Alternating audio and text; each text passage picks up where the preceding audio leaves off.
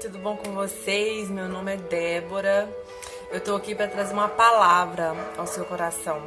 E o que o Espírito Santo tem colocado no meu coração esses dias sobre sobre o tempo na nossa vida, de quantos jovens estão afoitos, ansiosos, ociosos, para que tudo acontece na vida deles. Eu tenho uma experiência na minha vida que eu vou compartilhar com vocês, que é quando eu era adolescente. Hoje eu tenho 31 anos de idade, já fui casada, já tem uns anos que eu sou divorciada, tenho 2 filhos, frutos desse casamento. E durante todo esse tempo de separações, de idas e vindas, eu tive também outros relacionamentos que não foram bem sucedidos.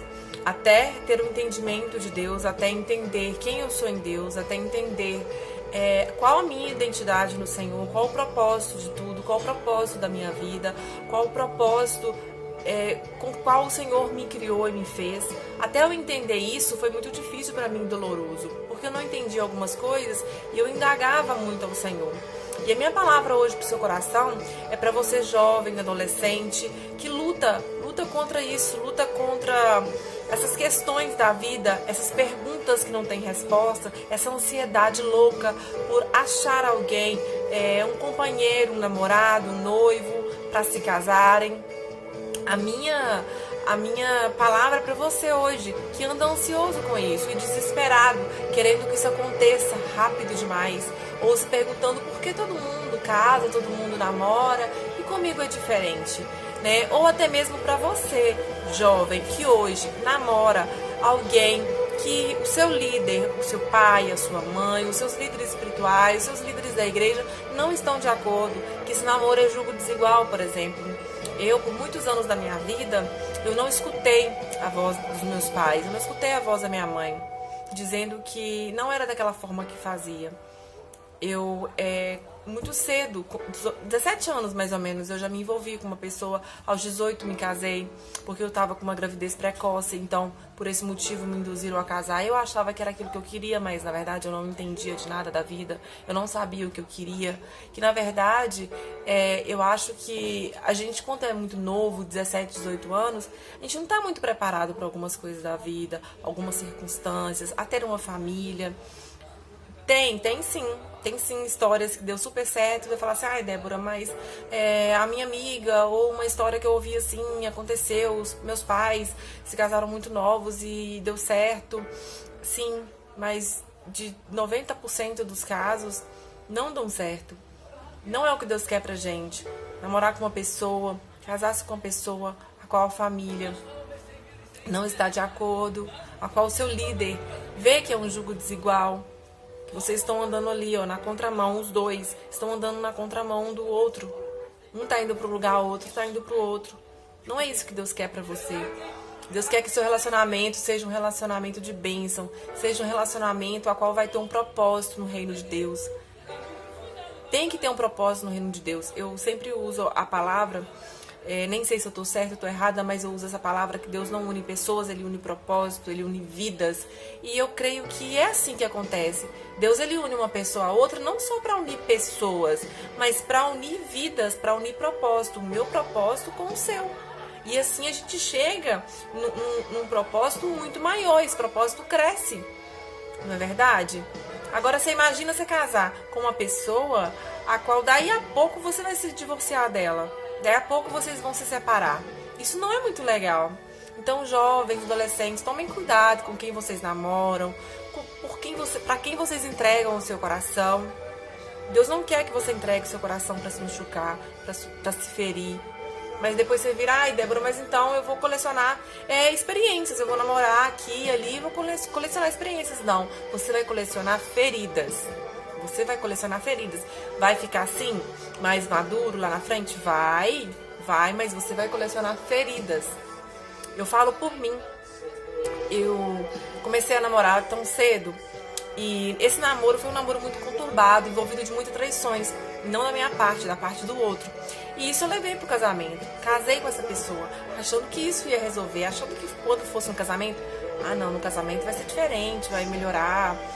Casamento é outra história, é outro patamar de relacionamento, é um outro nível de relacionamento, então vai ser diferente. Isso aí é só brincadeira de adolescente, ele vai parar com isso. Engano meu, foi um engano meu, não parou. só piorou, só continuou, virou uma bola de neve. E aquilo eu me afastei dos caminhos do Senhor. Eu comecei a namorar, eu comecei a me afastar. Ambos eram da igreja, mas nós não conhecíamos o Pai de verdade, não conhecíamos a paternidade de verdade, não éramos libertos, curados de coisas de antes.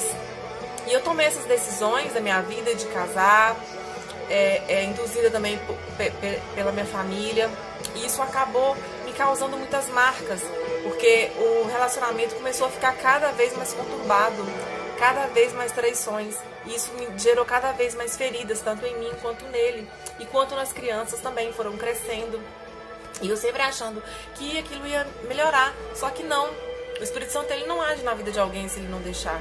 Eu queria melhorar, eu queria que tudo ficasse bem, mas a outra parte não. E isso eu falo pra você hoje, jovem, menina, menino, que acha assim, esse problema aqui vai melhorar quando a gente casar. Ela é assim, um pouco ignorante, mal educada, trata a mãe mal, mas quando a gente casar vai ser diferente. Não vai ser diferente. Não vai ser diferente, porque se trata uma mãe mal, se trata a família mal, se te trata mal, no casamento isso vai ser muito pior. Isso vai ser muito pior. É uma dica que eu deixo aqui pra você, é um conselho que eu deixo aqui pra você, é uma experiência que eu vivi e que eu falo, não repita isso, não faça isso com você, não faça isso com a sua vida. Escute os seus maiores, escute os seus líderes, os seus pais. Se jogue na presença de Deus, jovem, adolescente, se jogue, aprofunde nas coisas do Senhor. É isso que Ele quer de nós jovens. E quanto mais a gente se joga nas coisas dEle, na obra dEle, na presença dEle, se aprofunda mesmo no Espírito Santo, quanto mais isso acontece, mais Deus vai achegando um propósito perto de você, uma pessoa com o mesmo propósito que o seu perto de você, para juntar, para unir isso. Não foi diferente na vida de outras pessoas e não vai ser na sua e também não vai ser na minha. Porque quando eu decidi e me encontrei no Senhor e achei a minha identidade no Senhor, eu decidi mudar essa história, eu disse, Senhor, agora eu entendi. Porque eu indagava muito ao Senhor, eu perguntava, Deus, por que isso está acontecendo comigo? Isso não pode acontecer comigo, eu sou tão boa, eu nunca fiz maldade com ninguém. Eu achava que eu não poderia ser traída, que eu não poderia estar passando aquele relacionamento conturbado, aquele relacionamento destruído, porque eu era muito boa. Só que na verdade não é isso. Ninguém é bom o suficiente, está livre o suficiente das consequências do pecado. Eu tinha cometido o pecado, porque eu tinha feito decisões erradas. Então, obviamente, essas consequências iam vir em cima de mim, só que eu não conseguia enxergar isso. E é isso que acontece com a gente. A gente está ocupado demais vendo os problemas, ocupado demais culpando a Deus, julgando a Deus, sendo juiz de Deus, e esquece que nós não devemos julgar a Deus quando Ele tem que fazer ou não fazer na nossa vida. Nós devemos parar, descansar o nosso coração e entender o que está acontecendo para ouvir ao Senhor. Só que enquanto você estiver ocupado demais, tentando resolver os seus problemas, fazer as suas vontades, não as minhas vontades, não é só minhas vontades, não eu quero isso, eu quero aquilo, enquanto você estiver fazendo isso, você não consegue ouvir o Espírito Santo, você não consegue ouvir a Deus, para ouvir o que Ele tem para você. O que Deus tem para nós, lá em Jeremias 29:11, diz que o que Deus tem para nós, os pensamentos dele são mais altos que os nossos. Ele pensa muito mais alto que a gente. A gente sonha com um casamento X, com um relacionamento X, mas Deus sonha muito maior. Ele tem um sonho muito maior. Ele não tem pensamentos de mal sobre nós. E existe um tempo para cada coisa debaixo dos céus, existe um tempo para cada coisa. Eu separei um versículo aqui em Eclesiastes 3. Tudo tem o seu tempo determinado debaixo dos céus. Tudo há tempo de nascer, de morrer, de plantar, de colher, de chorar, de rir. Há tempo para tudo. Não precisem ficar desesperados, afoitos e ansiosos. Deus fez um tempo para tudo. Se você está no tempo de adolescência, você está jovem, está vivendo umas coisas de Deus, aproveita esse tempo para crescer no Senhor, para adquirir experiências no Senhor.